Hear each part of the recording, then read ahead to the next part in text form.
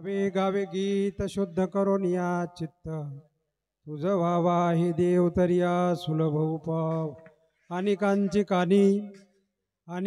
कानी गुणदोष मनानानी तुझ व्हावा हे देव तरिया सुलभ उपाव मस्तक ठेंगणा करे संतांच्या चरणा तुझ व्हावा हे देव तरिया सुलभ उपाव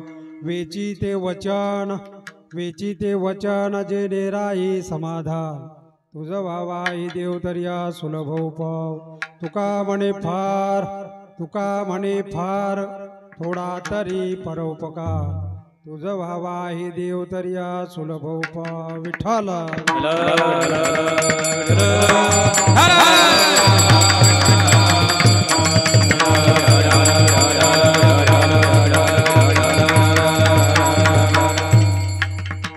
महायोगपीठे तटे भीमरथ्यां वरं पुंडरीकाय दातु मुनीन्द्रै समागत्य तिष्ठन्तमानन्दकन्दं परब्रह्मलिङ्गं भजे पाण्डुरङ्गं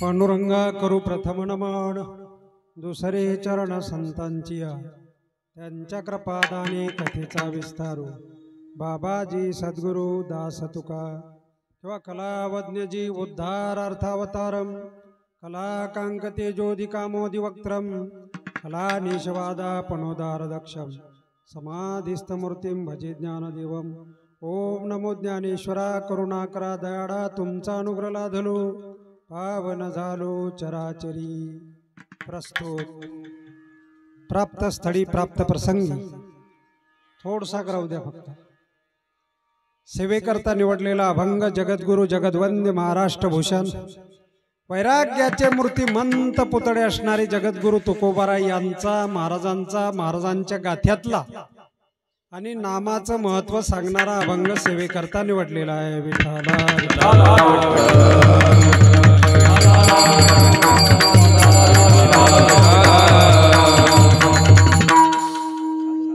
या अभंगावर काहीसं चिंतन मांडायच्या अगोदर थोडक्यात परिहार द्यायचा तो असा आजची जी ही कीर्तन रूपी सेवा आहे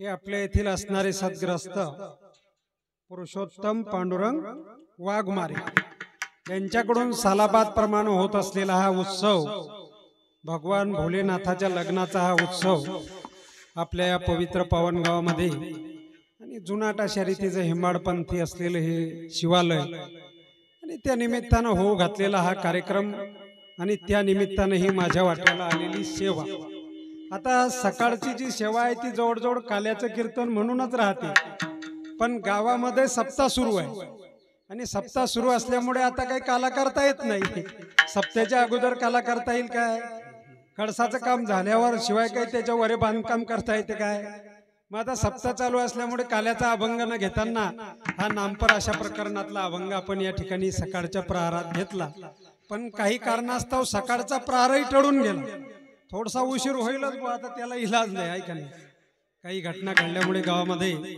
थोडासा कार्यक्रमाला विलंब झाला या ठिकाणी असलेला हा कार्यक्रम भोलेनाथाच्या या प्रांगणामध्ये आणि आपल्या वारकरी संप्रदायाचा असा आहे, तुकोबाराय हे इतरत्र देवतेला मानत नाही, पण भोलेनाथाला मानतात. कारण तुकोबारांचा असा दंडक आहे की हरिहरा भेद करू नये वाद, एक एकाचे हृदय गोडी साखरेच्या ठाई. महाराज म्हणता हरी आणि हर या दोन्ही देवतांमध्ये कुठल्याही तऱ्हेचा भेद नाही. आणि जे भोलेनाथ आहे हे सगळ्या देवांचे देव आहे, ते महादेव आहे. आणि त्या महादेवाच्या लग्न उत्सवाच्या निमित्तानं असलेला हा कार्यक्रम, आणि कार्यक्रमाच्या निमित्तानं सेवेकरता निवडलेला जो अभंग आहे, त्या अभंगाच्या द्वारा तुकोबाराय केव्हा तरी टाकत जातात. देवाच्या प्राप्तीचा सोप्यातला सोपा सल्ला तुकोबाराय या अभंगाच्या द्वारा आपणाला देतात.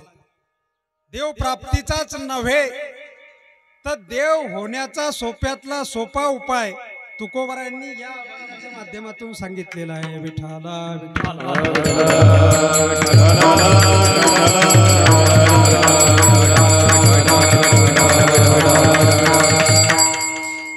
पण देव व्हायचं तर सोडून द्या बुवा, माणसाच्या जन्माला येऊन आपण मनुष्य आहोत याचीच जाणीव पुष्कळशा लोकांना नाही आहे. कशाची? का आपण माणूस आहोत. कारण वागणंच माणसासारखं नाही. तुम्ही म्हणाले कशावरून सांगता? माणसं वेदांनी सांगितलेलं कर्तव्य कर्म पालन करत नाही, सत्शास्त्र कधी श्रवण करणार नाही, कथा कीर्तनाला जाणार नाही, गेले तर पुढे बसणार नाही, व्यवस्थित कुठल्या गोष्टी ऐकणार नाही. आणि आपण आपल्या जीवनामध्ये काही कथा कीर्तन ऐकलं नाही, काही चांगले उत्सव साजरे केले नाही, काही धार्मिक कार्य केलं नाही, काही देवाचं नामस्मरण केलं नाही, तर आपल्याला आपल्या खऱ्या स्वरूपाची ओळख हे कधीच होणार नाही. कारण आपलं जे मूळचं स्वरूप आहे ते वेगळं स्वरूप आहे, आणि त्या वेगळ्या स्वरूपाची ओळख करून देण्याकरता भगवान पांडुरंग परमात्म्यानं दिलेलं शरीर हे त्याचं साधन आहे. साधन, या साधनाच्या द्वारा सज्जनो आपल्याला देवापर्यंत जाता येते. नाही नाही, देवानं जर हे आपल्याला कशा करता दिलं असेल तर कशा करता दिलं हो?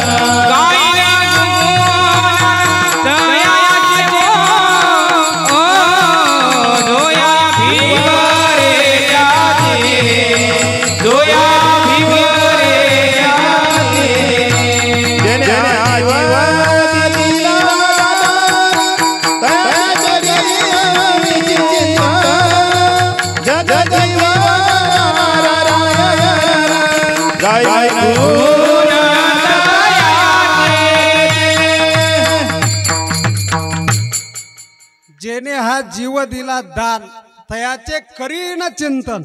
नाही नाही, तो चिंतन करण्याकरताच मिळालेला आहे. देवानं जर तो कशा करता दिलेला असेल तर तो भजन पूजन करण्याकरताच दिलेला आहे.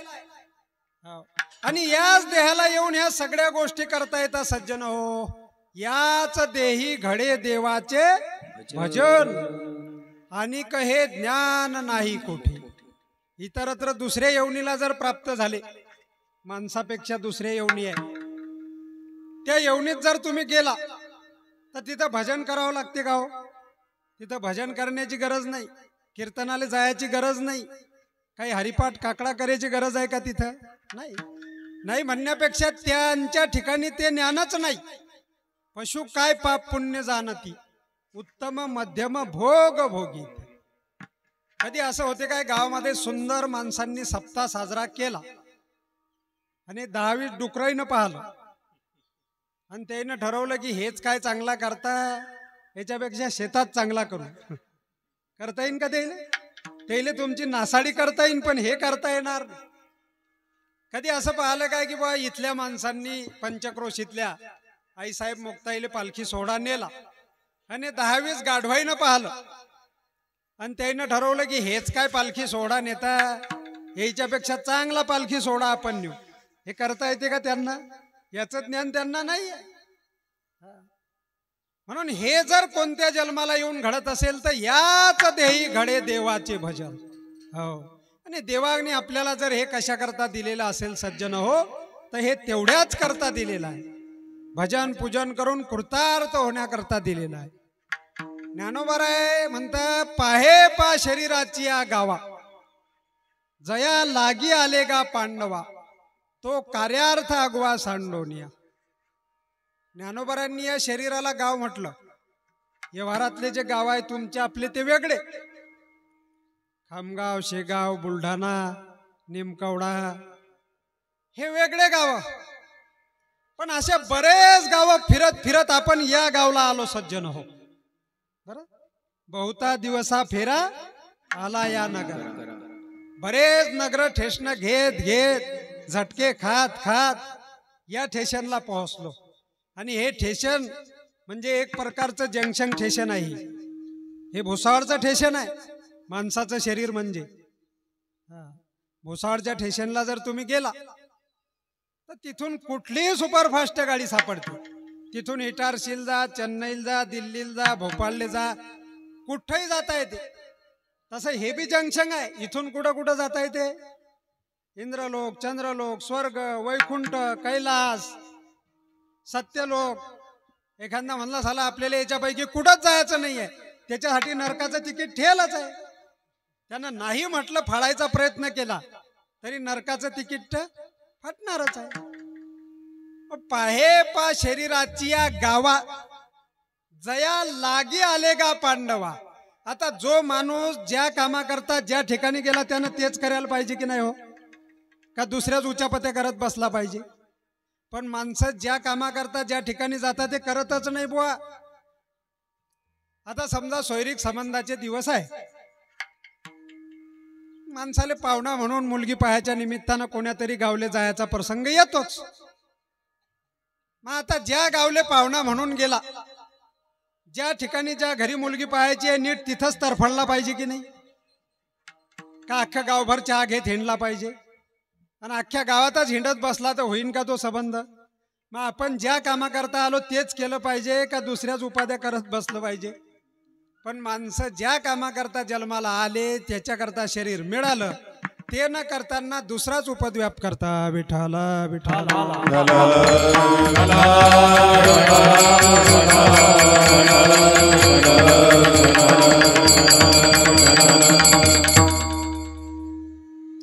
इंद्रियाच्या पाठीमागे लागता. निरनिराळे भोग माणसं भोगता. वास्तविक रीतीनं भोगामध्ये सुख नाही आहे. भोगात सुख नाही म्हणण्यापेक्षा भोगाचा जो आरंभ आहे तोच मुळात दुःखाचा आहे. आता जिथली सुरुवातच दुःखाची आहे तिथला शेवट काही गोड होणार आहे का हो? पण तरी माणसं इतके रममान होता विषय सुखामध्ये आणि संसार प्रपंचासाठी रात्रीचा दिवस करता, हाळाचे काळ करता. आणि हे सर्व करता करता समजा प्रपंचाचा काही बजेट बसलाच. बसला म्हणजे किती? कुठंतरी 5-10 लाख बँक बॅलेन्स, गाडी, बंगला. बंगला म्हणजे फार मोठा बंगला बी नाही, 10 बाय 10च्या 4-5 रूम, संडास बाथरूम हे जरा व्यवस्थित असू द्या बसतात. चला माणूस एवढा फुगून चालते त्याला असं वाटते स्वर्ग 2 बोटं राहिला की काय. पण असून असून सामान्य माणसाचा प्रपंच किती असते हो? कुठंतरी 5-10 एकर शेती, 2 होंडे बैल, 1 बांडी म्हैस, 2 शेंबडे पोरण, 1 डेबरी बायको. ह्याच्यापेक्षा काही जास्त असते का माणसाकडे? पण हे एवढं जर व्यवहारातलं बसतान बरोबर असलं तर त्याला असं वाटते आपण जन्माले आलो त्याचं कल्याण झालं. ह्या भौतिक गोष्टी मिळवल्यानं कल्याण होत नाही बुवा. जीवनाची भिवंडी होते यानं भिवंडी. ह्या भौतिक गोष्टीनं माणसाच्या जीवनाचं कल्याण होत नाही. जन्माला आल्याचं खरं कल्याण जर कशात असेल, खरं हित खरं सार्थक जर कशात असेल तर तुकोबारा एका ठिकाणी जन्माला आल्याचं सार्थक सांगतात. तुका म्हणे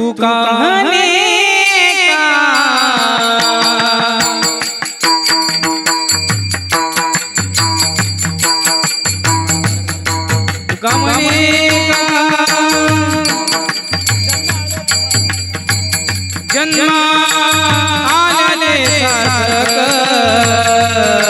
विठ्ठलाची कलिया हो विठ्ठलाची कलिया तू आले सार्थक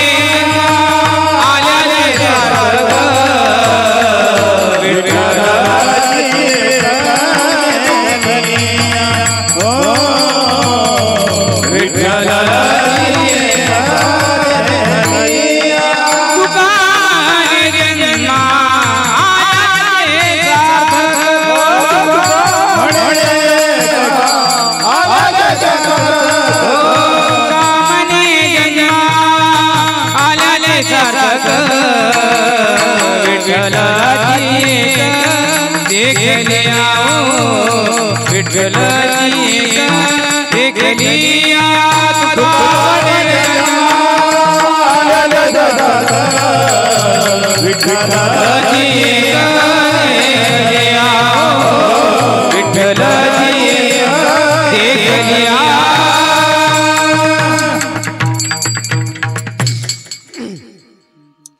तुकोबाराय सांगता बाबा जन्माला आल्याचं खरं सार्थक जर कशामध्ये असेल तर विठ्ठलाची एक देखली.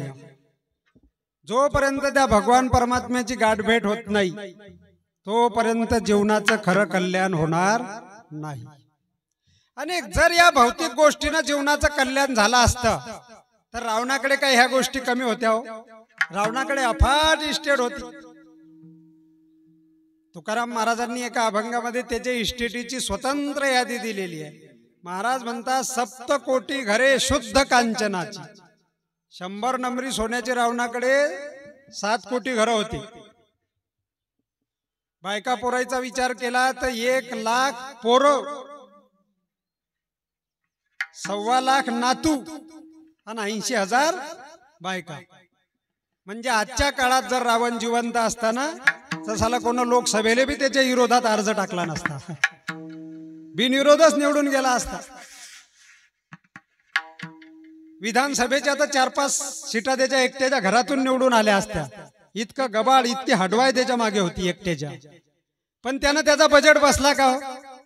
भौतिक गोष्टीनं जीवनाचा बजेट बसत नाही.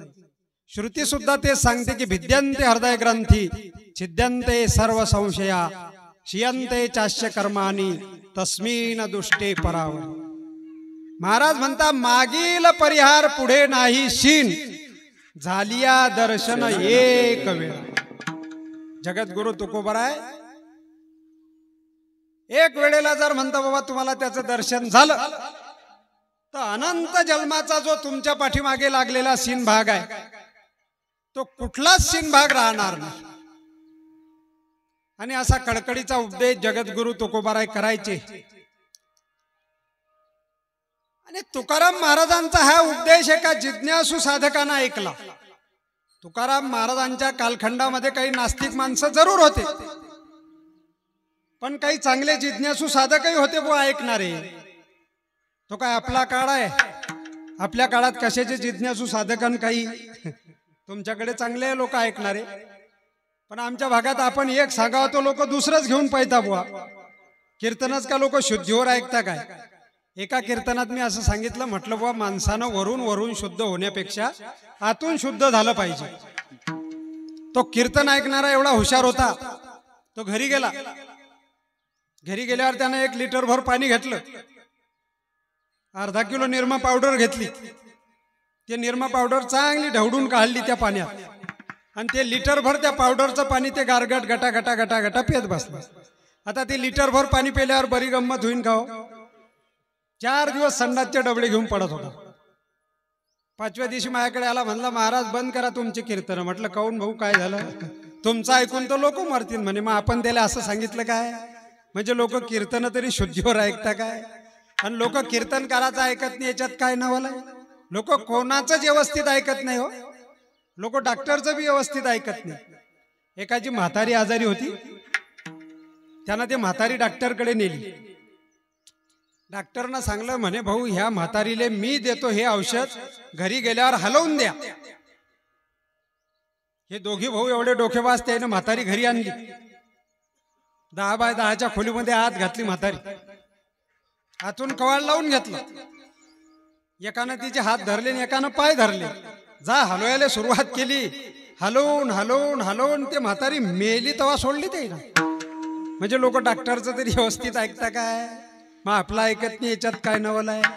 शाळेत कार्टे मास्तरचं नीट ऐकत नाही. एका मास्तरनं आळस या विषयावर 25 ओळी निबंध लिहून आणा असं सांगितलं पोराईले. तो पोरे एवढा हुशार होता, त्यानं 25 ओळी निबंध तर काही लिहिलाच नाही. पण खालच्या त्या 25 ओळी रिकाम्या सोडल्या आणि खालच्या 26व्या ओळीवर लिहिलं याला आळस म्हणतात. तपास काय तपासीन तू? पण तुकोबरायांकडे आलेला साधक हा जिज्ञासू वर्गातला होता आणि तुकोबरायांचं काय म्हणणं आहे हे त्याला पटलं आणि त्याच्या जीवनामध्ये त्याला सारखी तळमळ लागली. प्रपंचाची नाही, पण माझा उद्धार होईल काय मी उद्धार पावे, काय मी उद्धार पावे, काय बबरिल नारायण, काय बबरिल नारायण, हे संग तुम्ही संत जन, हे तुम्ही संत जन, करा समाधान चित्त माझे, ओ काय खंड येईल करण, काय खंड येईल करण, समाधान चित्त माझे, ओ काय खंड येईल करण, काय खंड येईल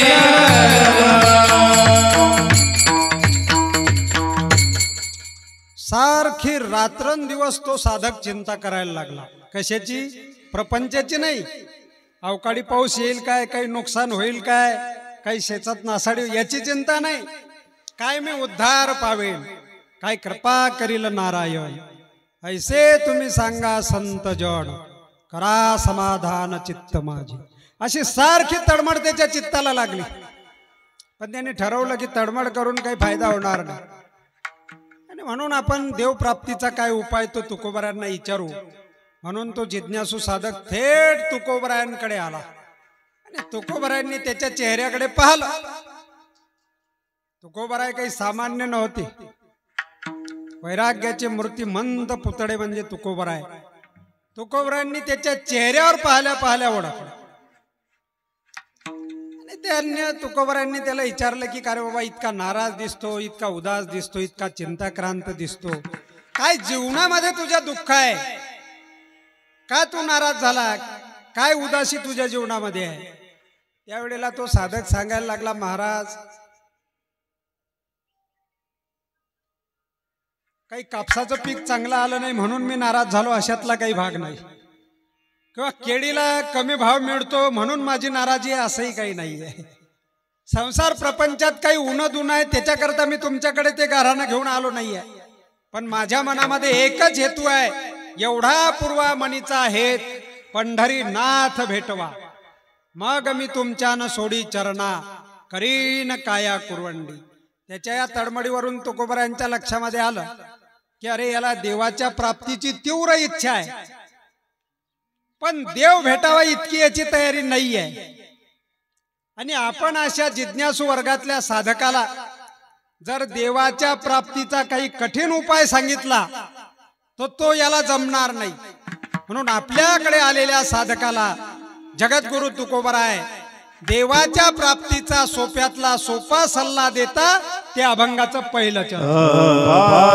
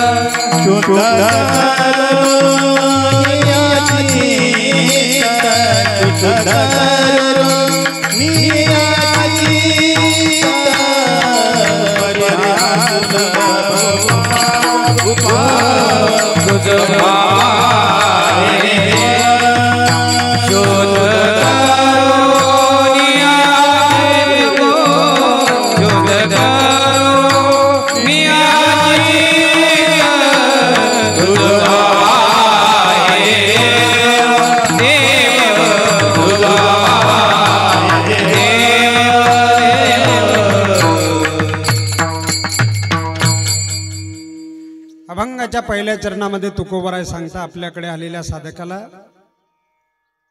तुकोबरायांनी ओळखलं याला देवाच्या प्राप्तीची तीव्र इच्छा आहे, पण हा साधा शेतकरी वर्गातला माणूस आहे आणि याला कीर्तनालाच यायला किंवा बसायला जमत नाही. याला कठीण देवाच्या प्राप्तीचा उपाय सांगून काय फायदा होणार आहे. म्हणून तुकोबराय त्या आपल्याकडे आलेल्या साधकाला सोपा सल्ला देता की भावे गावे गीत. महाराज म्हटले तू काही कठीण साधन दुसरं करू नको. अष्टांग योगेन शिनिजे यम नियम निरोध न कीजे रया वाचा गीत गायची. देवप्राप्तीचे अनेक साधन आहे पण ते कठीण मार्ग आहे. योग मार्गही देवप्राप्तीचा आहे पण तो किती कठीण आहे.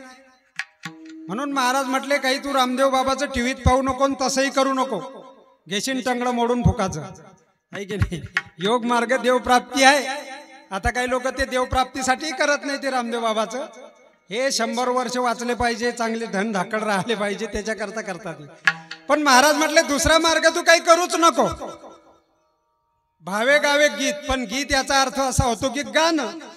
आणि गाणं गाऊन जर देवाची प्राप्ती होतच असेल तर आज गाणं म्हणणाऱ्याची संख्या काही कमी आहे हो. कारण आपल्या पोटी शिंगरज असे जन्माले आले 08223 की त्यानं घर ठेवले नाही. घर सगळे थिएटर करून टाकले. प्रत्येकाच्या घरात गाणे आहेच ना.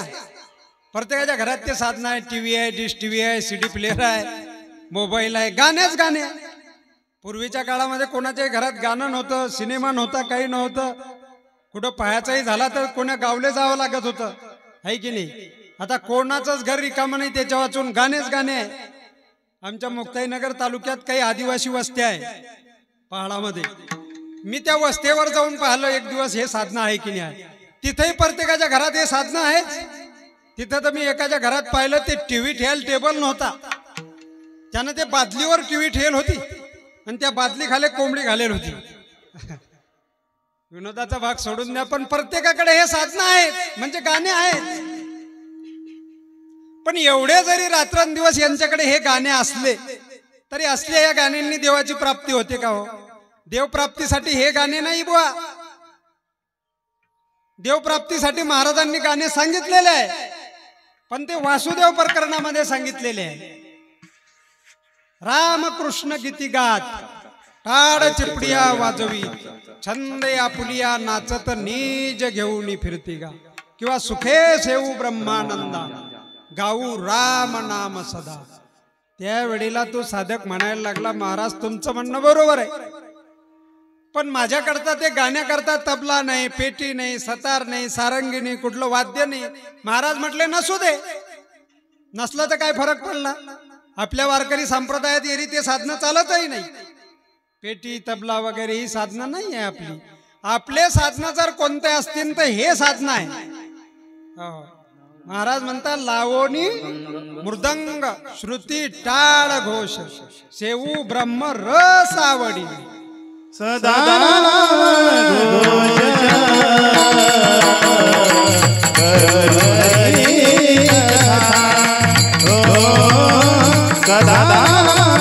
घोष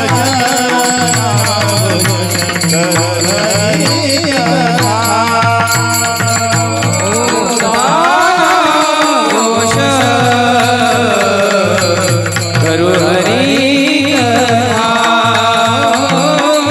सदा घोष करू हरी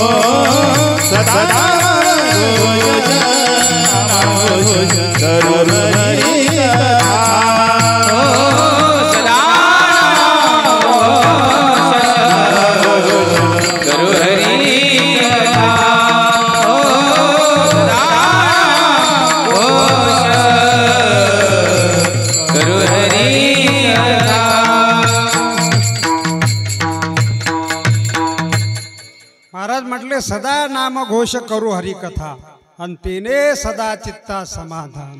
ते समाधान जर मिळवायचं असेल जीवनामध्ये तर या साधनाचा अवलंब केला पाहिजे. हे साधन म्हणजे सामान्य नाही बुवा. ह्याच्यामधून ब्रह्मरस निर्माण होतो आणि तो असा रस आहे की तो रस घेतल्याच्या नंतर जीवनात कुठलाही रस घेण्याची गरज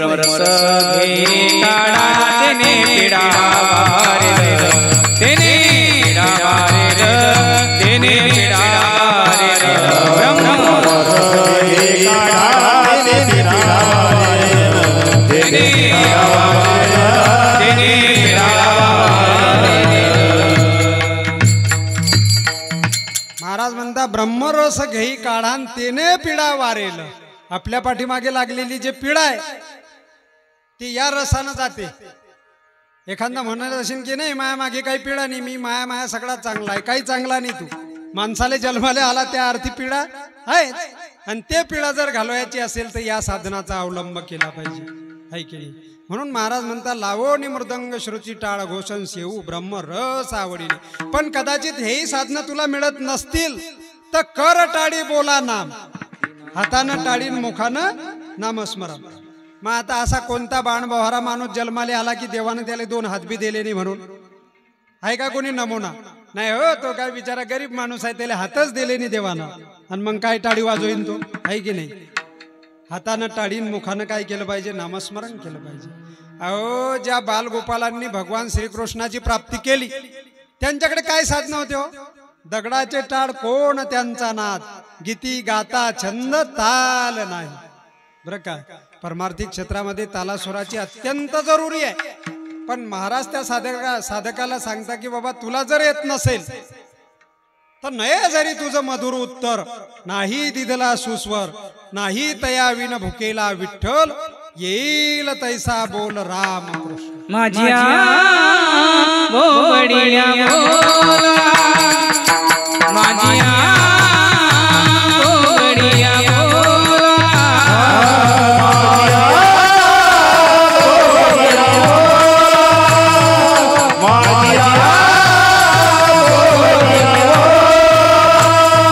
विठ्ठला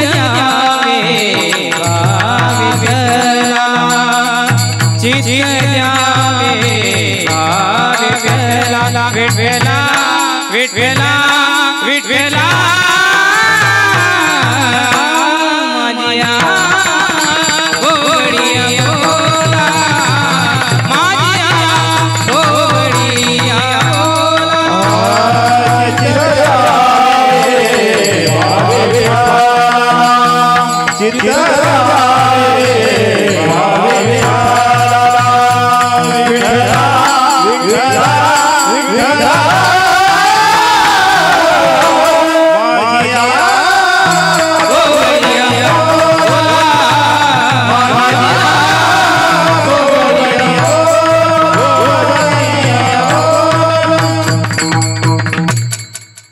म्हणता माझिया बोबडिया बोलान चित्त द्यावे विठ्ठला. अहो त्याला जर भाव असला तर ते चालते, त्याला काही सगळं नाही आलं एखाद्याला तरी महाराज म्हटले काही फरक पडला नाही, है की नाही. पण हे इथपर्यंत ठीक आहे बुवा, भावे गावे गीत. पण पुढचा शब्द महाराजांनी महत्वाचा वापरला, शुद्ध करून या चित्त. हा शब्द महत्वाचा आहे. नाही तर नामस्मरण करणारे माणसं काही कमी नाही आहे बुवा, भरपूर गर्दी आहे. जिकडे तिकडे जा तुम्ही, सगळ्या दूर रेलचेल आहे.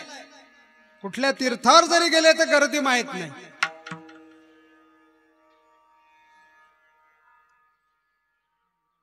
पण नाम जपत असले तरी नाम जपता वरवरीन चित्त धावे विषयावरी.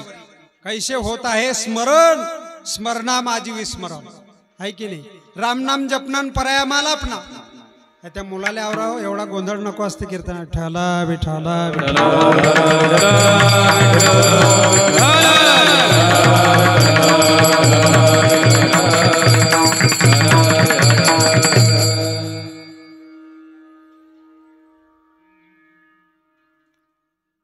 बाजूला नेत्याला ते ऐकू देणार नाही.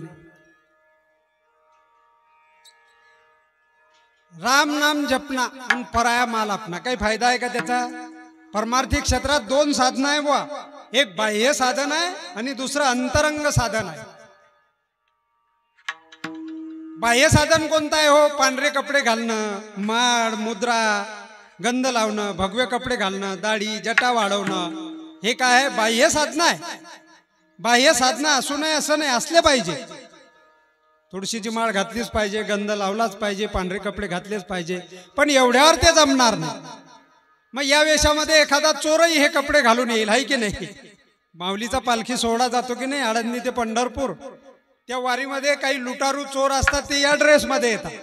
टकाटक वातावरण, पांढरं शर्ट, पांढरं धोतर, पांढरी टोपी, ठळक मुंबई टू गोवा अशा प्रकारचा गंध, आहे की नाही. म्हणजे बाह्य साधणार नाहीये. बाह्य साधणार ज्ञानोबराय आणि तुकोबराय यांनी शेरा मारला. तुम्ही जर गाथ्याचा अभ्यास केला तर तुकोबरांनी त्याच्यावर शेरा मारला. आणि ज्ञानेश्वरीमध्ये बऱ्याच ठिकाणी ज्ञानोबरांनी सुद्धा बाह्य साधनाचा निषेध केला. ज्ञानोबराय म्हणता, एरवी तरी पंडू सुता अंतर शुद्ध नसता, बाहेरी कर्म तो सर्वथा विटंबोगा. अंतकरण शुद्ध नसेल आणि वरून वरून निस्ती धार्मिक क्रिया चालू असेल, विटंबना आहे एक प्रकारची ती. पुढची ओवी सांगता ज्ञानोबराय, मृत जैसा शृंगारीला, गाढव तीर्थी न्हाणीला, आणि कडू दुधिया माखीला गुडे जैसा, आहे की नाही. मृत जैसा शृंगारीला. काही फायदा आहे काय?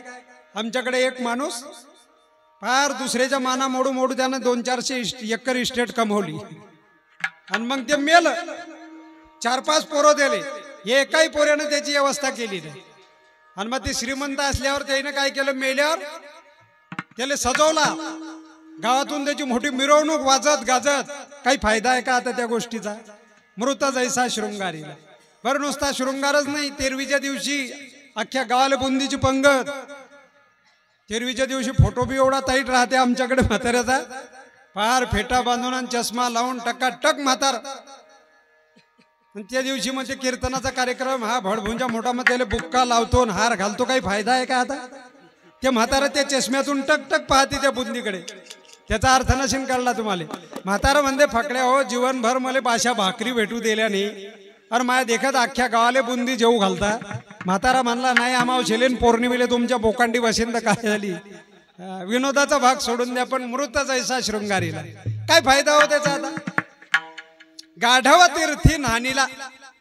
गावातला गधा कुंभमेळ्यात नेला इलाहाबादले, आणि त्या त्रिवेणी संगमात डुबवून डुबवून काढला त्याले. काही फायदा होईल काय? कडू दुधिया माखीला गुडे जैसा. दुध्या नावाचा भोपळा इतका कडू असतो, गुडात माखला तरी त्याचा कडूपणा सोडत नाही. त्याप्रमाणे आपली अंतकरणाची जर शुद्धता नसेल तर आपण तिथपर्यंत जाणार नाही, देवाची प्राप्ती आपल्याला होणार नाही. तुका मने चित्त करा रे निर्मळ, तुका मने चित्त करा रे निर्मळ, तुका मने चित्त करा रे निर्मळ, तुका मने चित्त करा रे गोपाळ राय, गोपाळ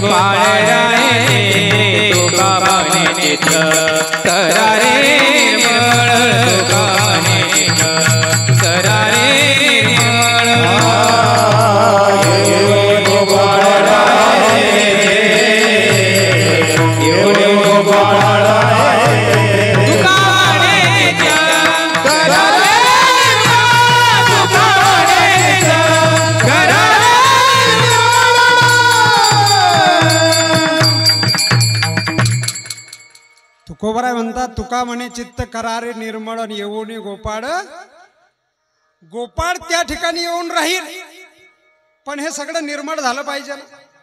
आणि हे जर शुद्ध नसताना देव भेटला असता तर पशुपशवादिकालाही भेटला असता. महाराज म्हणता काय सर्प खातो अन्न काय ध्यान बकाचे, साप अन्न खात नाही. मग काय एकादशी धरत असतो की सोमवार असतो रोज त्याचा, आणि तसं जर असतं तर त्याला पुण्य मिळालं असतं.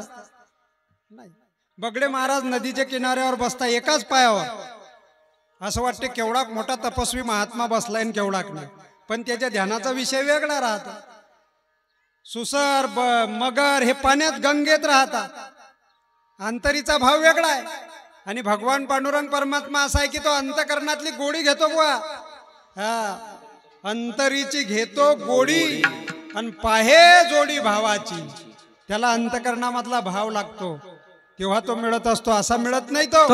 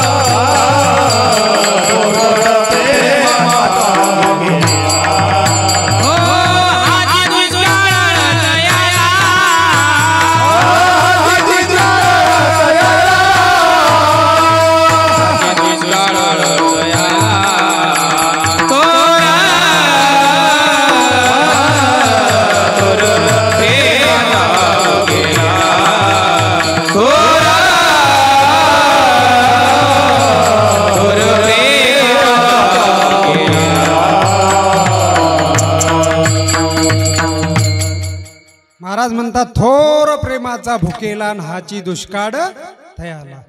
तो जर कशाचा भुकेला असेल तर तो प्रेमाचा भुकेला आहे, तो भावाचा भुकेला आहे.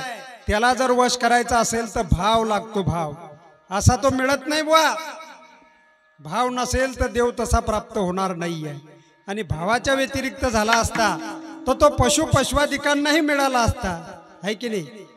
अंतकरण शुद्ध लागते त्याला, अंतकरण शुद्ध झाल्याशिवाय देव मिळणं कठीण गोष्टी आहे. आपली नाव जर तिथपर्यंत पोहोचावी असं वाटत असेल तर शुद्ध करून या चित्त. आमचं गाव खाली मुक्ताईनगर तालुक्यात पूर्ण नदीच्या काठावर आहे.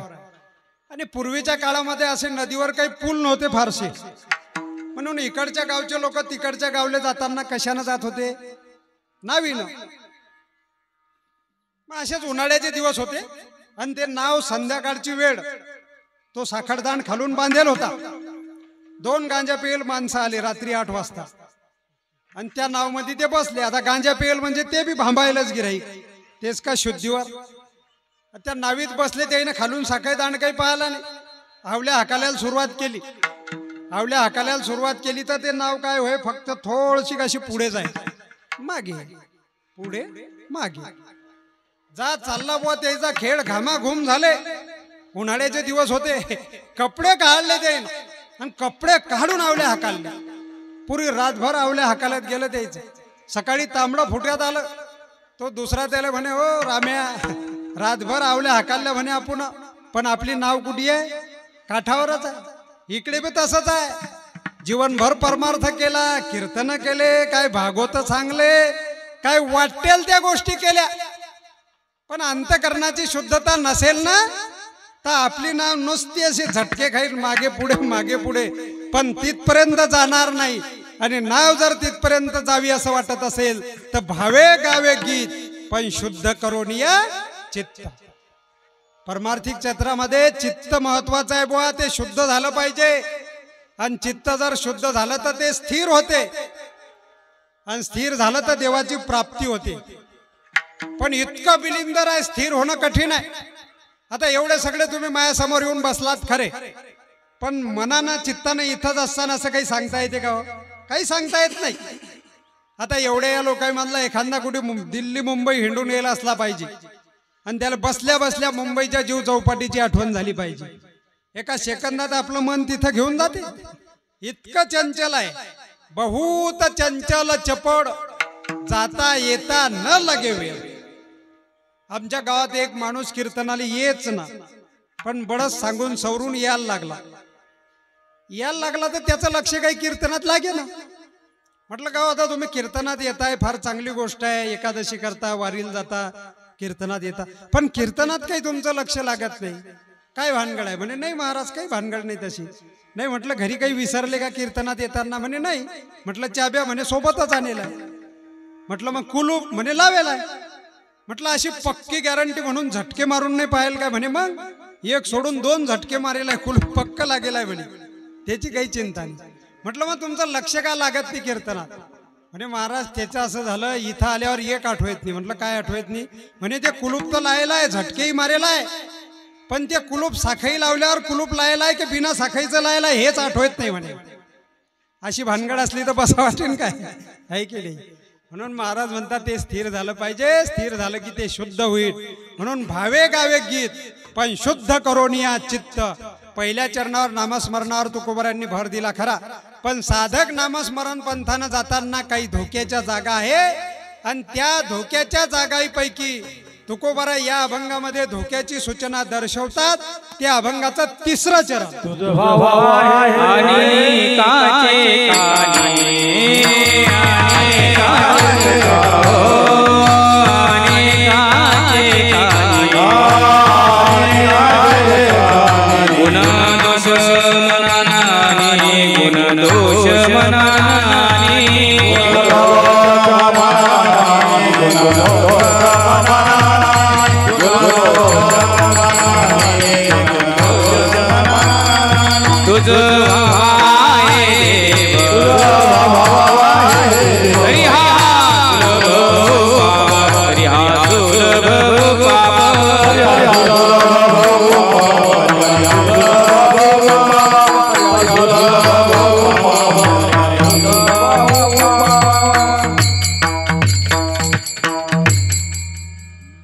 अभंगाच्या 3ऱ्या चरणात कारण काही धरसोड करावं लागेल, अभंग मोठा आहे. आता थोडस 1 तासानं उशिरा झाला तर अर्धा तास लांबला तर चालेल ना, म्हणजे 12चे 12:30 पाहून चालेल ना. तेच म्हटलं विठाला विठाला.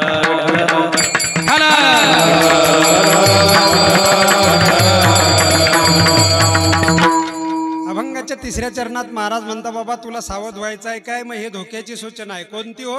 अनेकांचे कानीन गुण दोष मनाना. कारण हे जग 3 प्रकारचं आहे. त्याच्यामध्ये काही माणसं रजोगुणी आहे, काही माणसं तमोगुणी आहे, काही माणसं सत्वगुणी आहे. जो माणूस ज्या गुणामध्ये जन्माला आला त्याच्याकडून तशा तऱ्हेचं कर्म घडणार, पण त्या कर्माची निंदा आणि स्तुती आपण करायची नाही, कारण तो धोका आहे. पण काही काही लोकांना इतकी वाईट सवय पडेल आहे, आपल्या घरचं खातान दुसऱ्याचे गटार साफ करत बसतात. काही फायदा आहे का त्याचा? घरचं खाता आणि दुसऱ्याचे गटार साफ करत राहता रोज. कबीर महाराज म्हणता निंदा मत करना किसकी, सच्ची बात कबीर जी की. साचा झूठा दोनों भाई खुदा ने बनवाया, भगत की निंदा भगत करे सो वही नरक में गया. कोणी चांगला असला तरी त्याची निर्मिती कोणाकडून आहे हो? देवाकडून. आणि कोणी वाईट असला तरी त्याची निर्मिती देवाकडून. मग जो करीन तो बरी नाही केली. पण काही काही लोकांना अशी वाईट सवय पडेल आहे. हा, आमच्याकडे काही काही मोठाले गाव आहे, गावाची लोकसंख्या 10,000 का असू द्या ना, पण त्या गावात 2-3 दीड शहाणे राहतात, आणि ते ठराविक वेळेला ठराविक ठिकाणी येऊन बसतात. ते अख्ख्या गावाचा सगळा उखरडा उकरून काढतात. 10,000पैकी कोणाचाही 7-12चा उतारा तुम्ही त्याला विचारा, त्याच्याकडे रेडीमेड तयारच राहते. बरं, पण निंदा करू नये. का करू नये हो? कारण जगामध्ये काही पाप असे आहे की ते बेवारस आहे, आणि ते बेवारस पाप जर कोणाच्या माथ्यावर लागत असतील तर येती निंदका पाशी अशेष पाप. निंदा करणाऱ्या माणसाचो पाप चालून येता बुवा. एक उदाहरण सांगतो. एका गावामध्ये एक श्रीमंत मनुष्य राहत होता. श्रीमंत होता, संत होता आणि उदार होता. त्या गावच्या धर्मशाळेत कोणी येऊ, अतिथी हो, कोणी ब्राह्मण हो, कोणी महाराज हो, ह्या माणसाचा असा नियम होता, तो आलेल्या माणसाला अन्नदान, द्रव्य, कपडे लत्ते सगळं काही द्यायचा, व्यवस्था करायचा कोणी अतिथी गावात आला. आणि एक दिवस त्या गावच्या धर्मशाळेमध्ये संन्यासी महात्मे आले. मग हा जेवण सांगायला गेला आपल्या नियमाप्रमाणे. यांनी सांगितलं म्हणे महाराज या गावात जेही कोणी सगळे अतिथी येतात त्याची व्यवस्था माझ्याकडेच असते, जेवण खावण कपडे लत्ते काय लागेल ते देतो.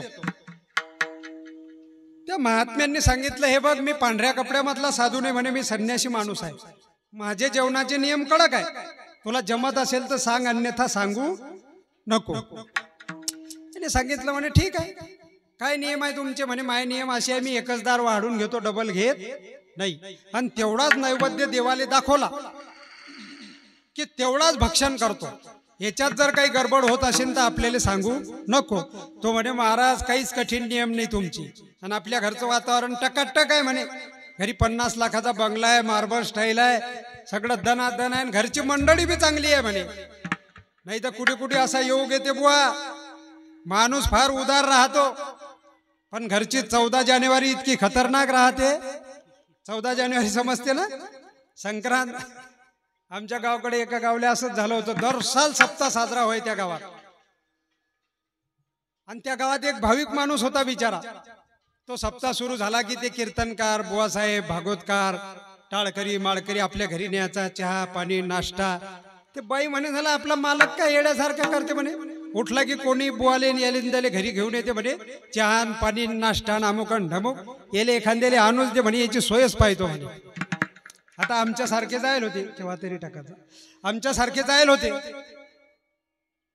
त्यांना बोलवून नेलं तर त्या बाईचं चालू झालं काही लाज वाटते की नाही म्हणे, घरात चहा पावडर नाही, साखर नाही, अमुक नाही, ढमुक नाही, टमुक नाही, सगळे भांडे अस्ताव्यस्ता फेकून दिले त्या बाईने. हा म्हणे असं करू नको, आपल्याकडे महाराज येलाय. काय महाराज येलाय म्हणे, काही लाज वाटत नाही म्हणे, घरात चहा नाही पावडर नाही. ठीक आहे म्हणे मी घेऊन येतो. तर घरचं मालक चहा पावडर आणायला गेले बाहेर दुकानावर, आणि ते महाराज बसेल होते घरात.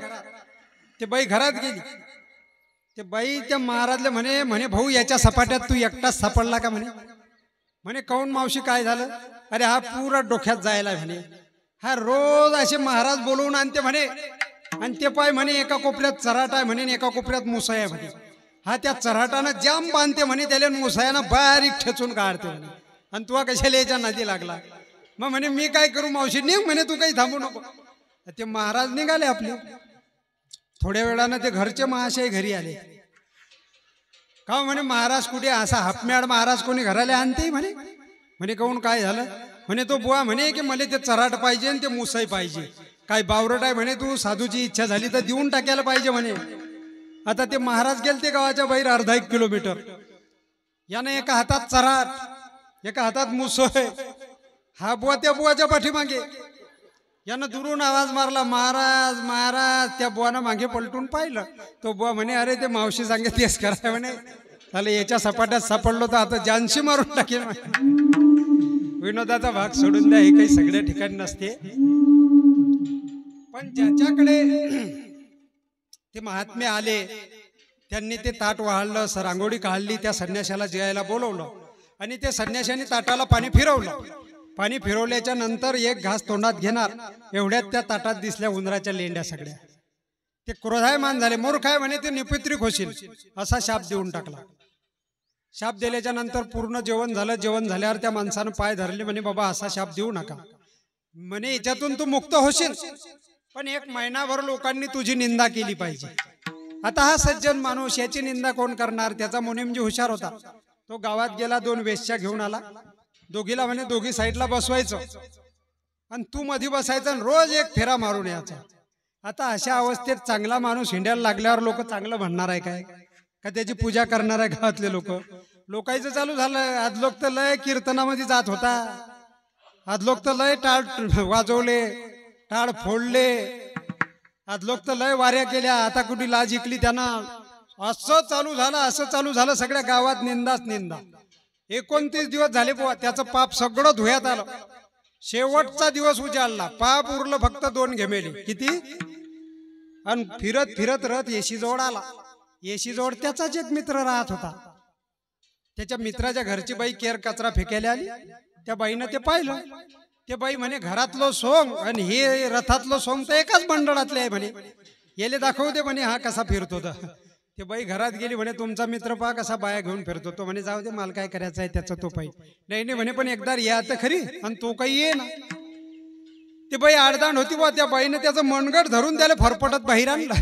त्यानं तर दृश्य पाहिलं, तो म्हणे चांडाळीन. त्याचं 2च घेमेले पाप शिल्लक होतं. एक घेमेलं तू निंदा केल्यामुळे तुझ्या डोक्यावर, आणि एक घेमेलं मी हे दृश्य पाहिल्यामुळे माझ्या डोक्यावर. येती निंदका पाशी अशेष पापे. म्हणून महाराज म्हणता अनेकांची कानीन गुण दोष मना नानी.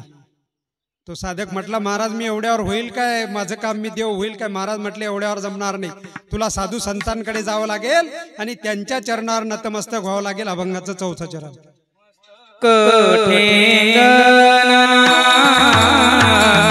मस्तक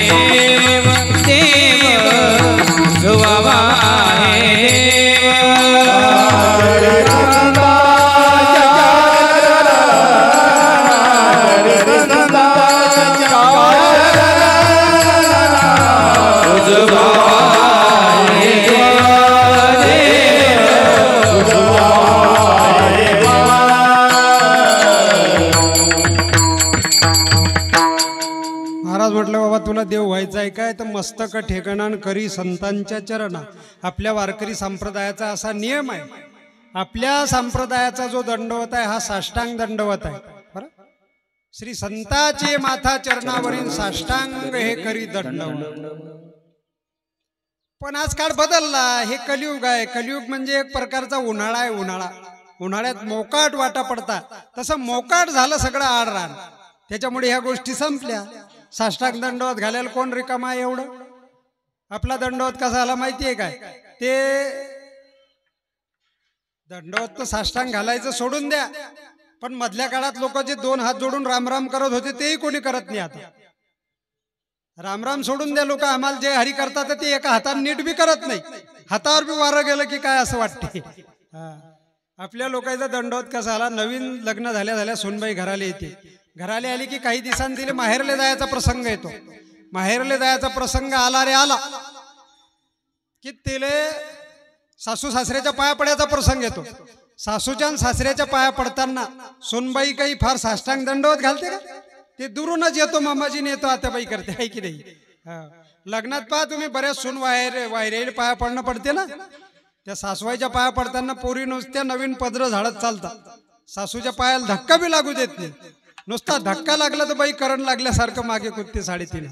बरं का, वारकरी संप्रदायाचा नियम आहे. दंडवत दंडापरीन काही नुरी उरवावी. नुरी म्हणजे अभिमान नको. संता जाता लोटांगणी लाज नको म्हणे. संतांच्या दर्शनाला जाताना कुठलीही लज्जा नसली पाहिजे. पण लोकायला आता कशाची लाजच वाटते. कीर्तनाली यायची लाज, आले तर पुढे बसायची लाज, बसले तर नामस्मरण करायची लाज, माळ घालायची लाज, गंध लावायची लाज, आहे की नाही. आमच्या गावात एक माणूस वारी करे, पंढरपूरले जाए, आषाढी कार्तिकी सगळं करे, पण माळ घाले ना. म्हटलं भाऊ तुम्ही सगळं करता, माळ घालून घ्या. नाही म्हणे महाराज ते जमणार नाही. म्हटलं काऊन, म्हणे माळ घालायची मला लाज वाटते. म्हटलं काऊन लाज वाटते, म्हणे माळ कधी घातली तर लोक मला बुवा म्हणतात. म्हटलं हेंबाड्या डोक्याच्या बुवा आहे, नाही तर तू का बाई आहे काय, आहे की नाही, कशाची लाजच वाटते. म्हणून तुकोबाराय सांगता की बाबा श्री संतांच्या चरणावर आपण नतमस्तक झालो पाहिजे. का संतांच्या सांगितलं, त्यांच्याशिवाय आपला उद्धार नाही बुवा. संताविण प्राप्ती नाही, ऐसे वेद देती ग्वाही. पण असे संत दुर्मिळ आहे भेटणं.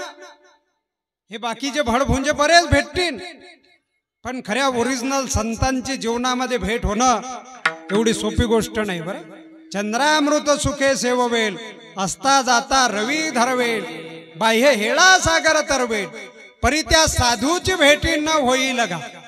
हो, त्या ओरिजिनल संतांची भेट होणं दुर्मिळ गोष्ट आहे. बरं, हे बरेच भेटतील तुम्हाला. आता कथा सांगणारे, पुराण सांगणारे, डिग्र्या जेवढ्या लायला राहता की काही काहीच्या त्या डिग्री वाचतानाच आपल्याला घाम फुटून जातो, एवढ्या मोठमोठ्याल्या डिग्र्या त्याच्या पुढे. बर आमच्या भागात एक साधू निघाला होता मागे बरामपूर साईडले, चादरवाला बाबा, शालवाल्याकडे बी इतकी गर्दी, लोकायला नुसती अशी मजा पाहिजे, बरं ओरिजिनल माल नाही पाहिजे. शालवाल्याकडे गर्दीच गर्दी, लोकांची लाईन लागायची. का म्हटलं काय भानगड आहे? काही नाही म्हणे, नुसती बाबानं चादर फिरवली की सगळ्या रोगाचा नायनाट होते, सगळे रोग जातात. आता त्या चादरचा आणि त्या रोगाचा काय संबंध आहे हो? बरं त्याची चादर पाहिली मी एकदा जाऊन तर त्यानं 4-5 वर्ष झाले ते धुयेलच नव्हती, उलट तिनं रोग पसरले. याचे खरूट तेले, त्याचं गचकरण तेले, त्याचा नायटा तेले, रोगच रोग. आमच्या गावातले 2 भडभुंजे त्या चादरवाल्याकडे गेले. आता ते हाफ मॅड आणि हे फुल मॅड. त्याच्याकडे गेल्यावर त्यानं सांगलं म्हणे भाऊ चादर लाईनले उभे राहा. फिरवली, टकाटक झाले म्हणे तुम्ही. आता यायले होता डायबिटीसचा चादरचा काय संबंध आहे? हे दोघी येडे बांबू घरी आले, यानं तळाखाच उठवला. कशाचा? गोडधोडचा. श्रीखंड खाय, साखर खाय, बालुशाही खाय, बुंदी खाय. 4 दिवस दोघाही नाही टनाटन उड्या मारल्या आणि 5व्या दिवशी दोघाही नाही सारखाच मशानभूमीचा रस्ता धरला. गेले. अशांकडे जाऊन काय मिळणार आहे सज्जन, आहे केले. म्हणून महाराज म्हणता खऱ्या ओरिजिनल संतांची गाठभेट झाली ना बाबा, तू हैगई करू नको. बरं तेची संत ज्यांचा हेत विठ्ठली, नेनती काही टाना टोना, नामस्मरणा वाचोनी. अशा संतांच्या चरणावर नतमस्तक झालं पाहिजे. आणि पुढचं महाराज सांगता आता आपल्याला वेळ नाही, कारण अभंग मोठा आहे आणि आपल्याला 10-15 मिनिटामध्ये अजून देवाचं ते थोडं सांगायचं राहिलं. म्हणून महाराज म्हणता वेची ते वचन आणि जेणे राहे समाधान. बोलताना चांगला बोलत जाय आणि दुसऱ्यावर जर काही उपकार करण्याची वेळ आली तर थोडाफार उपकार करत जाय. अभंगाचं शेवटचं टोक बोला. तुका म्हणे फार, तुका म्हणे फार, तुका म्हणे फार, तुका म्हणे फार,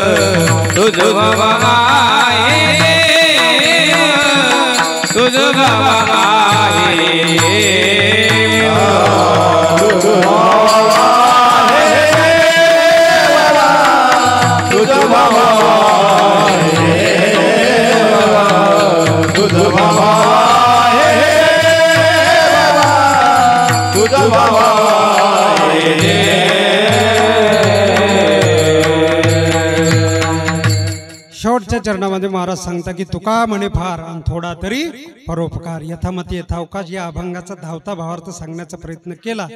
एक 10 ते 15 मिनिटांमध्ये आपण हे आटोपण्याचा प्रयत्न करू. पण एकदा आपल्या वारकरी संप्रदायाच्या नियमानुसार हातानं टाळी, मुखानं नामस्मरण. विठोबा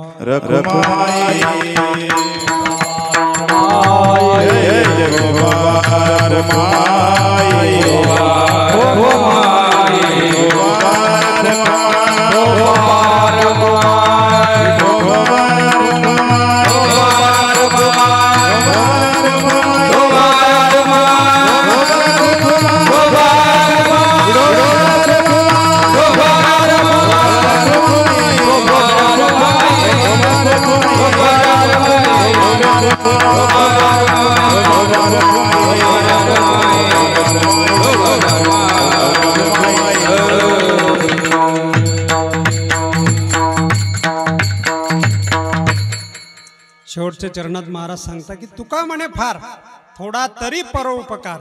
जास्त जरी नाही करता आला बाबा तुम्हाला तुमच्या जीवनामध्ये, माणसाच्या जीवनामध्ये येऊन, तर किती केला पाहिजे हो? थोडा थोडा म्हणजे किती? नका घालू दूध जयामध्ये सार, ताकाचे उपकार तरी करा. ज्याच्यामधून सार भाग निघते, गावरान तूप, लोणी, असं दूध महाराज म्हटले देऊच नका. राहू द्या तुमचं तुम्हाला. महाराजला माहित होतं इतकं दुर्मिळ होईन ते. मग काय करा? ताकाचे उपकार करा. ताक पूर्वीच्या काळामध्ये चांगलं भेटत होतं आणि फुकट भेटत होतं. आता ते जे इकताचं पिशवीतलं भेटते ते चांगलं बी नाहीये, खाण्याच्या लायक नाहीये. हा, पण ते इकत मिळते. मग काय करा? अन्नदान करा. सर्वभूती द्यावे अन्न. पण तेही जमलं नाही तर नेदाल तरी नका देऊ अन्न, पण फुकाचे जीवन तरी पाजा. फुकाचं जीवन म्हणजे काय हो? पाणी. कोणी दुरून आला, पीडित आहे, दग्ध आहे, आजारी आहे, एक ग्लास पाणी. आणि एवढंही जर कोणाची करायची इच्छा नसेल तर तो माणूस म्हणून घ्यायच्या लायकीचा आहे. शास्त्रकारानं शेरा मारला, धीक धीक मनुष्यस्य जीवितम यावत पशुस तेषाम चर्म्याप्युकरेभ्यती. शास्त्रकार म्हणता अशा जीवन जगणाऱ्या माणसापेक्षा मेलेल्या पशुधिकाचं चांबडं बरं आहे. त्याच्या मेल्यावर उपकार आहे बुवा. त्याच्या चपला होता, जोडे होता, वाद्याला असं गोड आवाज देते. आणि आपण मेल्यावर आपल्या चांबड्याचं काही नाही. म्हणून तुका म्हणे फार थोडा तरी परोपकार. यथामती यथावकाश या अभंगाचं चिंतन धावतं सांगण्याचा प्रयत्न केला. आजचा जो हा कार्यक्रम आपला आहे, हा भोलेनाथाच्या लग्नाच्या निमित्तानं कार्यक्रम आहे. आणि भोलेनाथाची शिव पार्वतीच्या विवाहाची कथा पुराणामध्ये लांबलचक आलेली आहे. त्या कथेची तशी सुरुवात जर पाहिली तर ती रामायणातूनच झालेली आहे. कारण एकदा कैलासामध्ये शिव पार्वती, सती आणि शिवजी असताना भोलेनाथाची इच्छा झाली की आपण रामायण ऐकावं. आणि त्यावेळेस अगस्ती मुनीचा चातुर्मास आपल्या महाराष्ट्रातच चालू होता, कनकाई किल्ल्यावर. त्या ठिकाणी शिव पार्वती रामायण ऐकायला आले. तर अगस्ती मुनी हे सांगणारे असल्यावरही ते भोलेनाथाच्या दर्शनाला वाकले. पार्वतीला वाटलं हे सांगणारा असल्यावर जर वागते तर याला काही हे कथा कीर्तन जमत नसलं पाहिजे, आहे की नाही. पार्वतीनं काही, सतीनं काही ते रामायण बरोबर ऐकलं नाही, चलबिचल झाली. आणि शिवजीनं चांगलं ऐकलं. आणि तिथून ते फिरायला, कथा झाल्यावर फिरायला निघाले तर त्याच वेळेला ते या दंडकारण्यात आले. आणि दंडकारण्यामध्ये राम प्रभू सीतेच्या शोधार्थ फिरत होते. कारण सीता त्यावेळेला रावणाने चोरून नेली होती. आणि मग ते सीतेच्या शोधार्थ फिरत असताना भगवान भोलेनाथाला ते दिसले. पण भोलेनाथाला वाटलं पार्वतीची श्रद्धा नाही आणि आपण तर रामाले मानतो, आहे की नाही. कारण भोलेनाथ जर कोणाचं नामस्मरण करत असतील तर ते रामाचं करतात. भजन करी महादेव श्री राम राम, भजन करी महादेव भजन करी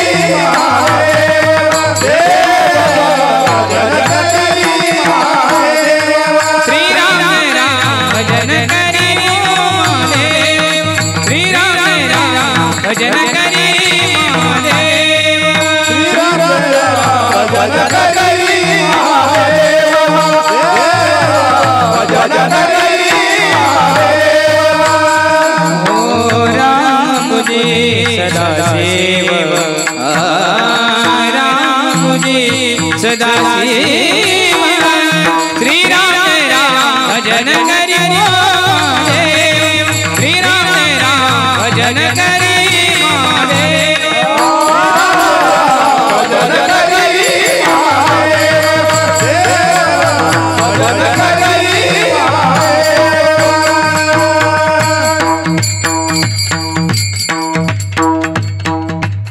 महाराज म्हणता भजन करी महादेव, राम पूजी सदाशिव. राम प्रभू जर कोणाचा जप करत असतील तर ते सदाशिवाचा, आणि सदाशिव जर कोणाचा जप करत असतील तर ते राम प्रभूचा.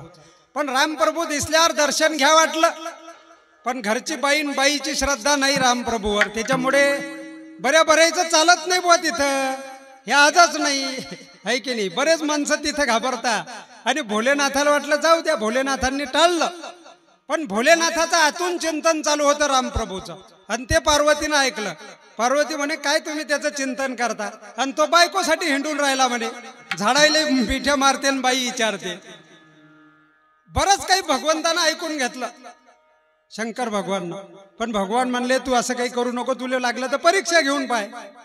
पार्वतीच्या मनातच होतं, सतीच्या, तेव्हा ती पार्वती नव्हती, सती होती. सतीच्या मनातच होतं वा. तिनं सुंदर असा सीतेचा वेश धारण केला आणि रामप्रभूच्या समोर गेली. प्रभूनं तोंड फिरवलं. आता प्रभूला असं वाटलं आई म्हणावं, पण वेशात कोणी आली?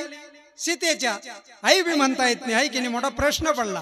पण ती पुढे पुढे यायची. त्यावेळेस भगवंताने तिला विचारलं की तुम्ही एकटेच आले काय, आमचे बाबा शंकर भगवान कुठे आहे? त्यावेळेस ते आईस्क्रीम झाली व तिचा गर्वहरण झाला. पण नंतर शंकरजीकडे आल्यावर शंकरजी तिला स्वीकारणार नाही असं त्यांच्या मनातून ठरलं. का? तिनं सीतेचा वेश धारण केला आणि सीता आपली माता आहे. त्यावेळेस पासून तिचा जो डाव्या पायाजो बसण्याचा अधिकार होता सतीचा, तो बुडाला. बुडाल्याच्या नंतर तिकडे दक्ष प्रजापती तिचा बाप, त्यानं यज्ञ मांडला मोठा. आणि त्या यज्ञाचं आमंत्रण त्यानं काही दिलं नाही भगवंताला, कारण भगवान तो प्रजापती झाल्यावर उठून उभे राहिले नव्हते. आमंत्रण नसतानाही सतीनं आग्रह धरला आणि त्या यज्ञामध्ये तिनं भगवंताला बोलावलं, नेलं. त्या ठिकाणी काही तिचा फार सत्कार समारंभ झाला नाही. उलट दक्षानं अपमानच केला. तिच्या ज्या बहिणी होत्या त्यानं बी विचारलं, तुझा जो मालक आहे म्हणे तो काही चांगली गाडी घोडी घेऊन आला की त्या बैलावरच आला? अशा टिंगल टवाळी करायला लागल्या बहिणी. आता गळ्यात साप घालतो म्हणे की काही दुसरं घालतो, अशी सगळी टिंगल टवाळी त्या सतीची झाली. भगवान शिवाचाही अपमान त्या ठिकाणी झाला.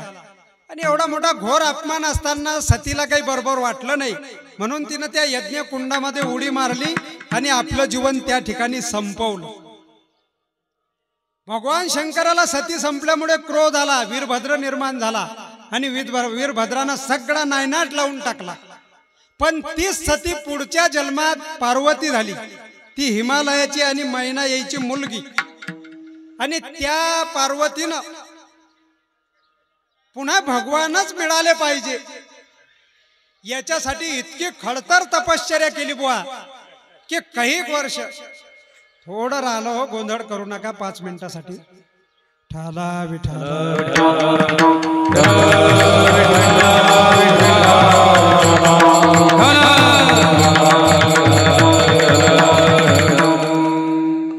ती सती हिमालयाची मुलगी आणि मैना यांची मुलगी म्हणून पार्वती म्हणून जन्माला आली. आणि त्या पार्वतीने पुन्हा भोलेनाथ भेटले पाहिजे याच्याकरता खडतर तपश्चर्या केली.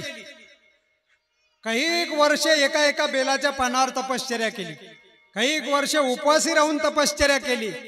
आणि तिच्या या तपश्चर्याचं फळ म्हणून नारद महर्षी एक दिवस हिमालयाकडे आले.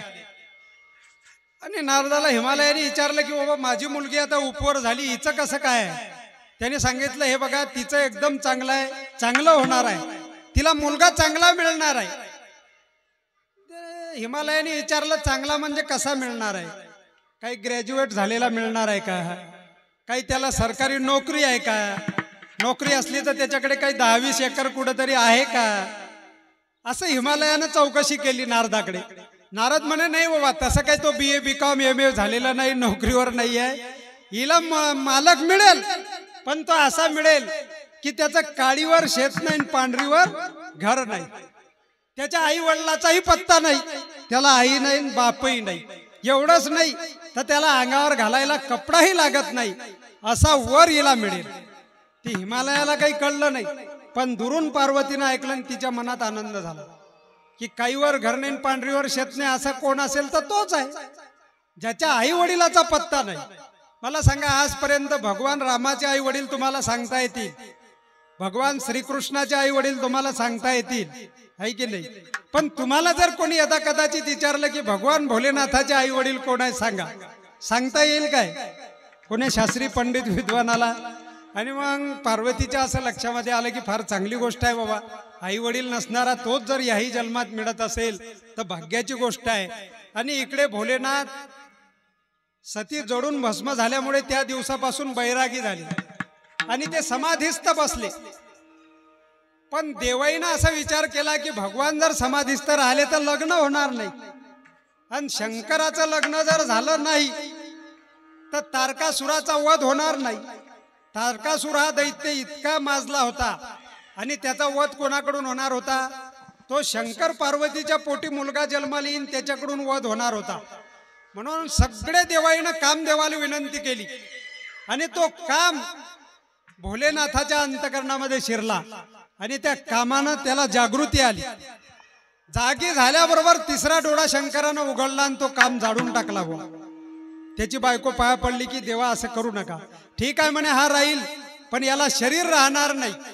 आणि ज्या वेळेला भगवान श्रीकृष्ण जन्माला येतील त्यांच्या पोटी मदन म्हणून तो जन्माला येईल, तो काम आहे. त्या कामानं समाधी भंग केली. समाधी भंग झाली पण सगळ्या लाईन मध्ये देव लागलेले आहे. त्या देवाला भोलेनाथाने विचारलं की अरे बाबा काय झालं, तुम्ही एवढे लाईन मध्ये का उभे आहे? ते देव सांगायला लागले म्हणे, भोलेनाथा बरेच दिवस झाले, मागे कोरोनाचा पिरियड गेला, काही कोणाचं लग्न होऊन नाही राहिलं, काही समारंभ नाही, त्याच्यामुळे आम्हाला काही नाच्या कुद्याले भेटत नाही, त्याच्यामुळे कोणाचं तरी लग्न झालं पाहिजे. आणि भोलेनाथाला समजलं की यायला आपल्याच लग्नाची गरज आहे. भोलेनाथ तयार झाले. भोलेनाथ तयार झाल्याच्या नंतर त्यांनी सांगितलं मी लग्न करेल पण याच वेशात. कोणत्या? जो त्यांचा आहे त्याच. जगातला पहिला नरदेव आहे बुवा की तो वेश सुद्धा बदलवला नाही. ते गयातले साप, ते लावलेलं जे व्याघ्रांबर आहे ते तसंच. उलट लग्नाच्या वेळेत तर हातात बी बांधले होते 2-2, कानात ते विंचून असता का उलटे ते बांधले. आणि भोलेनाथाची जोरदार तयारी लग्नाची त्या ठिकाणी झाली. आणि त्यांनी सांगितलं मग आपलं वऱ्हाड कोण? मग भोलेनाथाचं वऱ्हाड कोणतं आहे? भूते वेताळनाथी हर्षयुक्त उमापती, भूते वेताळनाथी हर्षयुक्त उमापती, भूते वेताळनाथी हर्षयुक्त उमापती, भूते वेताळनाथी हर्षयुक्त उमापती,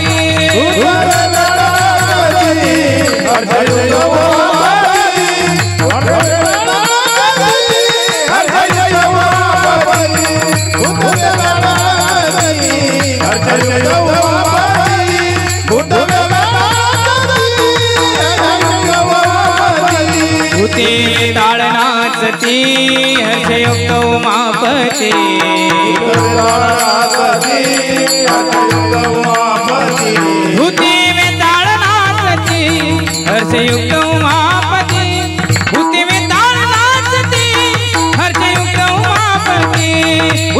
वेताळनाचती हर्षयुक्त उमापती, भूते वेताळनाचती हर्षयुक्त उमापती, हर्षयुक्त उमापती, भूत वेताळनाचती हर्षयुक्त उमापती, भूत वेताळनाचती हर्षयुक्त उमापती, भूत वेताळनाचती हर्षयुक्त उमापती.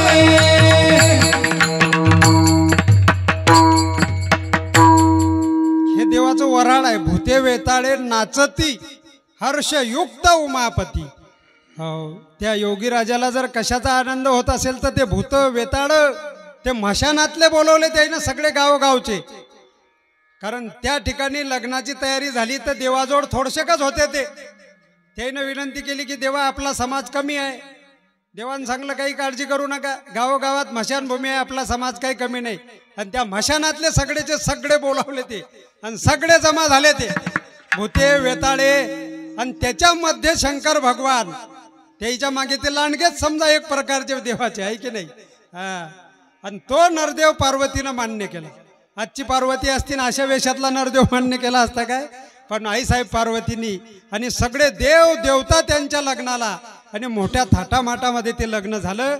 लग्न झाल्याच्या नंतर पुढे त्यांना मुलगाही झाला, पुढे त्या तारकासुराचा वधही झाला. आणि याच ठिकाणी अशाच तऱ्हेचा हा लग्नाचा कार्यक्रम समारंभ या ठिकाणी होणार आहे. पण याच ठिकाणी आपली वेळ संपल्यामुळे आपल्याला आणखी जास्तीचं काही चिंतन न मांडताना याच ठिकाणी थांबावं लागणार आहे. म्हणून ज्यांनी या कार्यक्रमाचं आयोजन केलं आणि मला आमंत्रित केलं, एकदा त्यांचे धन्यवाद त्यांना देतो, त्यांचे आभार मानतो. आणि या ठिकाणी मला असं वाटलं बा आपला नवीन इथं परिचय बऱ्याच ठिकाणी आलो आहे, तिथं तिथं आहे. पण इथं टाळकरी मंडळी वगैरे काही मी त्यांना फोनवर विचारलंही होतं तसं. पण माणसं एकदम तरबेज, सगळं पाठांतर, विषय वार, वेळ नाही आपल्याला. नाही तर जोही विषय मांडला त्या विषयावर प्रमाण देण्याची त्यांची तयारी. एकदा त्यांचेही आभार मानतो. आपला बाळू छोटासा असला तरी त्याचा हातही इतका गोड मृदंग त्यांनी वाजला आणि साऊंड सिस्टीमची काही शिट्टी नाही सट्टी नाही आणि तुम्ही एवढे सगळे सोन्यासारखे माणसं सगळ्यांचे एकदा आभार मानतो आणि याच ठिकाणी पूर्णविराम देण्याचा प्रयत्न करतो पण ज्या संतांच्या कृपाशीर्वादानं आपण हे करतो एकदा त्यांचं नामस्मरण करू ज्ञानेश्वर माऊली नाराज माऊली तुकाराम माऊली ज्ञानेश्वर माऊली नाराज माऊली ज्ञानेश्वर ज्ञानेश्वर ज्ञानेश्वर माऊली नाराज माऊली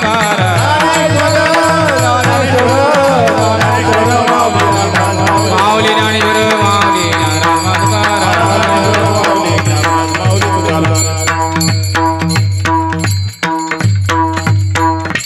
यथामती यथावकात झालेली कीर्तनरूपी सेवा आईसाहेब मुक्ताईच्या चरणी समर्पण करतो भोलेनाथाच्या चरणी समर्पण करतो आणि याच ठिकाणी थांबण्याचा प्रयत्न करतो जय विठ्ठल जय जय विठ्ठल जय विठ्ठल जय विठ्ठल जय जय विठ्ठल आ बोलले पुरे वेडे बापडे उतरी नाही विचारिला दे करम्या तुका म्हणे ज्ञानेश्वर रागा पाया पैकी करा ज्ञानदेव तुकाराम ज्ञानदेव तुकाराम